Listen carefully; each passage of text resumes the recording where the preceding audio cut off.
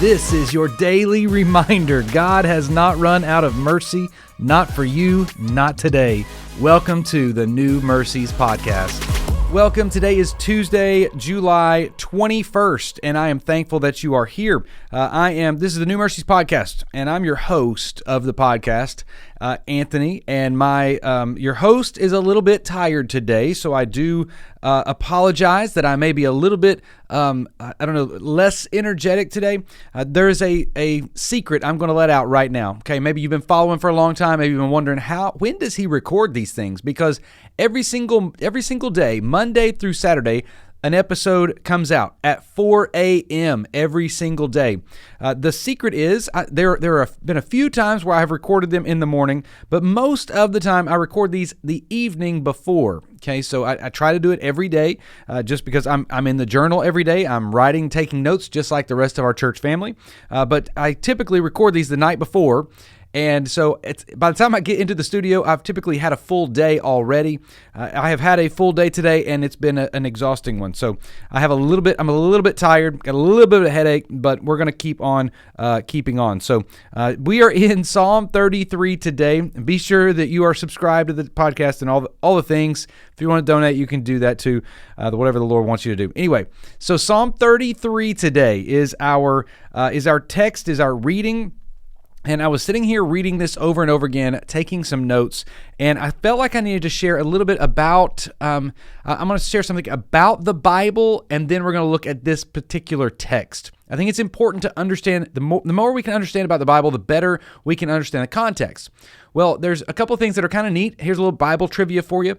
In the book of Psalms, it is made up, the chapters are made up of, they're sectioned as books. Okay, so for instance, there's 5 books in the book of Psalms.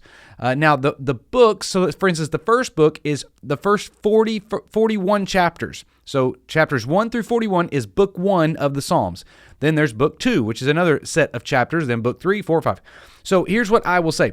The reason I'm telling you that is in the first book of the Psalms, the first 41 chapters of Psalms, there are 4 psalms that have no inscription above it or within it. So meaning most of them will say a Psalm of David or a Maskil Psalm or something in there. They may have a little bit of a definition or inscription when it was written or whatever it may be. This one is one of, there's 4 in the first book of Psalms, in the first 41 chapters. There's 4 Psalms that don't have that inscription in it. Anything that tells us. This is one of those today, Psalm 33. There's also, I believe, Psalm 9, and there's another one, a couple of those, I don't remember, I didn't write them down or anything. I'm kind of doing this from memory, so if I'm wrong in some of this, please forgive me. But the reason I'm telling you that is because most of the time, whenever there's not an inscription on a psalm, they almost get coupled with the psalm before it, and so it kind of pairs psalms together. What I will say is, if you read Psalm 33, if you go back and read Psalm 32, it connects together. In fact, the very last line in Psalm 32 is, "Shout for joy, all you upright in heart." Then Psalm 33:1 says, "Shout for joy in the Lord, O you righteous." There is it almost is a continual, right? It's how it connects together. And so one of the reasons I say that is just so that you have a little bit of understanding, right? It's just a little bit of understanding. We don't know who wrote this psalm. I believe, personally, it was written probably in a time of national crisis. For a few reasons, none of those necessarily matter. What I do know is it's in the psalm, it's in the Bible, it is in the book that God gave us to reveal himself, his nature, his ways, his character. So, Psalm 33. Here we go. I don't know why really I shared the part about the inscriptions. Maybe that was for somebody today. Just a little extra, right? A little more, in the Word. So here's what we're going to do. I'm not going to read any of the verses. I don't think. Maybe one or two. But here's what I do want to. I want to go down the psalm. Sometimes when we get into a psalm, it's a little bit difficult. I know. I remember the reason now. I was telling you that. Because sometimes in these Psalms, I'll give you a lot of context and a lot of, possibly when it was written, possibly how it was written, who it was written by, where they were going through, what they were experiencing, and then you see why poetically it happens. This is one of those Psalms that doesn't give us any information in that. And so I wanted to kind of explain why this Psalm specifically, I'm not going to be able to do all of that with. I could make some speculation, but it's not going to help us. So what we understand is if it doesn't have anything on it that's an inscription or whatever, it could connect to the psalm before. It does. This one does specifically connect to the psalm before. And whenever the Hebrew collector of the psalms put these two together, and we get to see kind of a continual flow. So it's pretty cool. If you want a little extra reading today, go read Psalm 32. It's really good. This one is, I love this. The way this one experiences is the God of heaven is the God of history. That's what we need to know. That's the kind of the theme through this. I'll say this, Psalm 32, the reason I'm talking about 32 so much is if you read Psalm 32 and then Psalm 33, here's what you'll find. Psalm 32 is very emotional, very passionate. It is very experiential, if you will. It's I've experienced this thing. And then Psalm 33 is very logical and very expositional, right? It's very mental. This is knowledge and understanding. So the two go together, but we also have to understand, because that's the spiritual life that we have, right? We experience God in great ways, but we also have the truth of God's word that we can go to and expositionally work it out. That means reading it in context, verse by verse. That's how we are helped by that. So that's the reason I was telling you about 32 and 33. I told you, I've had a little bit of a headache today. I'm doing my best, I promise. The first three verses of Psalm 33 are praise. I've got, in fact, I did something as I wrote this down. I started writing down some notes of some sections, and it's kind of coming out like a preacher a little bit. So my apologies. Every point starts with the letter P. Maybe that's helpful. I don't know. I do love when a psalm begins with praise, though. It is so much fun when we see a psalm of praise. Again, the verse right before it in Psalm 32 is shout for joy. This one, the first verse in our text today, shout for joy. Shout for joy.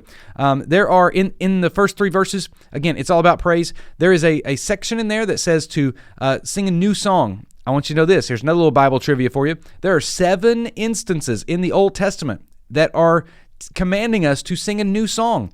6 of those are found in the book of Psalms, and one of those is found in the book of Isaiah, chapter 42. Those are the 7 new songs in the Old Testament. God commands us to sing. He commands us to sing a new song. So don't ever just say, "Oh, I'm not really a singer. I'm not really." God commanded us to sing. We should sing. So that's the first section. The first 3 verses are all about praise. Then verses 4 through 9. Here's 4 through 9.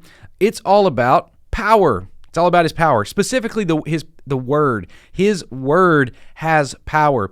And I kind of broke this up a little bit as I was reading a couple of notes about this text specifically. His Word has moral power, as we see in verses 4 and 5. It is faithful and it is true. If you want truth, go to His Word. And I'm not telling you to feel, what do you feel like your truth is? No. What does the Word say? There is moral power in His Word. And what I mean by that is when we follow His Word, life works out better. It just does. When we go against His Word, life is not good. Life is difficult. And you can see that in 1,000 different illustrations. I started to write down, I thought, what can I write down to illustrate that? And then I thought, you know what? I believe most of us are probably smart enough to realize if you do something that is against God's Word, your life is not going to be better for it. It's just not. His Word has moral power. That's in verses 4 and 5.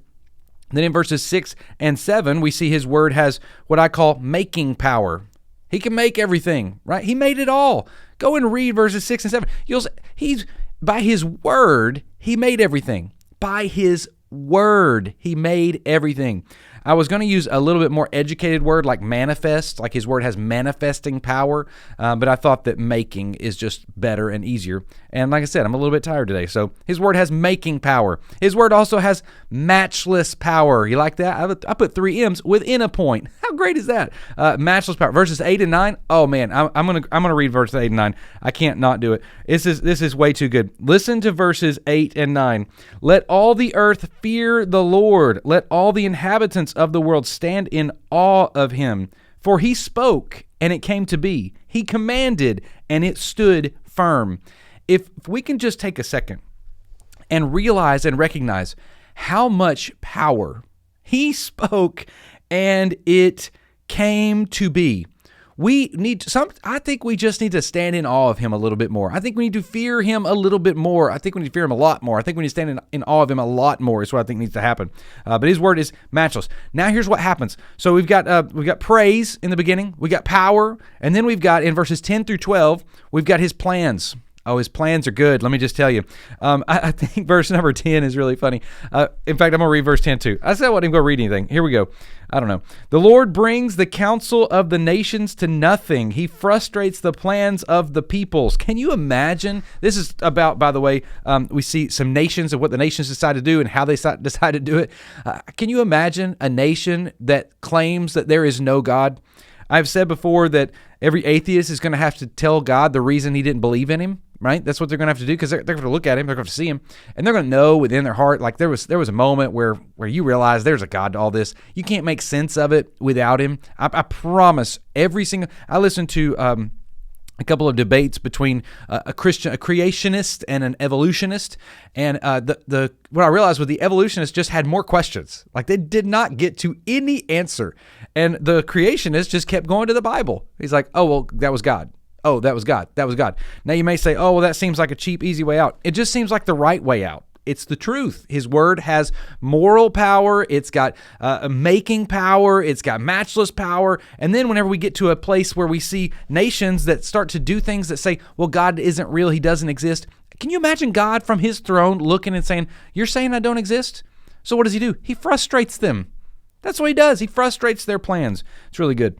If you can just read verses 8 and 9 again, we need to stand in awe of him. We need to fear him. That's what we need to do. Then let's make sure we understand it. Then verse number 12, very recognizable place in Scripture.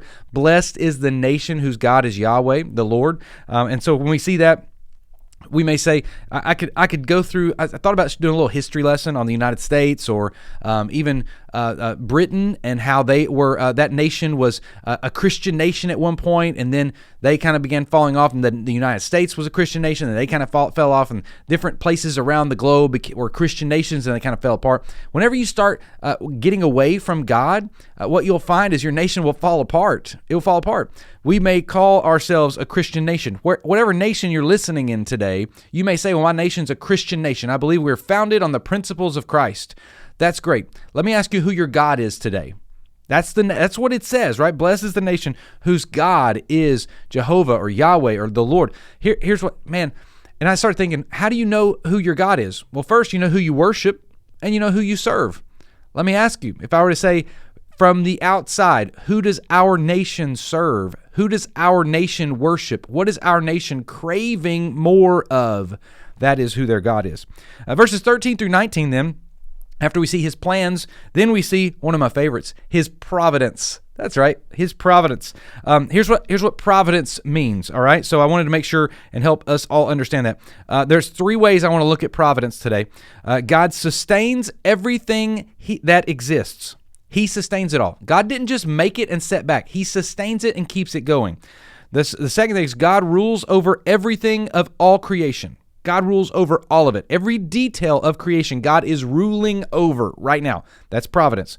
And God orchestrates, here's my favorite part, God orchestrates even the free actions of people to accomplish his purposes. That's what God is doing. That's the providence of God. He's going to work all of the things together for his purposes and for his glory. That's what he's going to do. We need to pay attention to that. In verse number 17, it's really good. It's like, hey, listen, when you're at war, it's not the war horse that's providing your salvation, right? Sometimes, I think this is just a free one that I wrote down at the end of my journal today. We look at our supply for our salvation and our protection. Spoiler alert, it's not your supply. That's not what provides any protection or any salvation for you. It is not what you can do. It's not what you own. It's not what you have. It is the Lord. It all belongs to the Lord. How many times are you relying on your supply rather than on his provision for you, his grace, his glory? Now listen, your supply came to you from the Lord, right? So I'm not saying don't use your war horse. What I'm saying is just recognize it's not the horse. It's not the horse. And then the last thing about this text in verses 20 through 22 is the last point here is his people. We see something really beautiful in the last 2 or 3 verses about us. His people, those who call out to him, those that fear him, those that cry out to him, those that put our hope and our promises and everything within him. It is good. So I'm going to hit those points one more time, then we're going to wrap up. Verses 1 through 3, praise. Verses 4 through 9, power, his word having power. Verses 10 through 12, his plans are always good. Verses 13 through 19, it's his providence, it's him protecting, it's him providing, it's him doing it all. And verses 20 through 22 are his people. I hope and pray you jump into Psalm 33 today. You let it saturate your life, and you see this God that it's talking about in Psalm 33.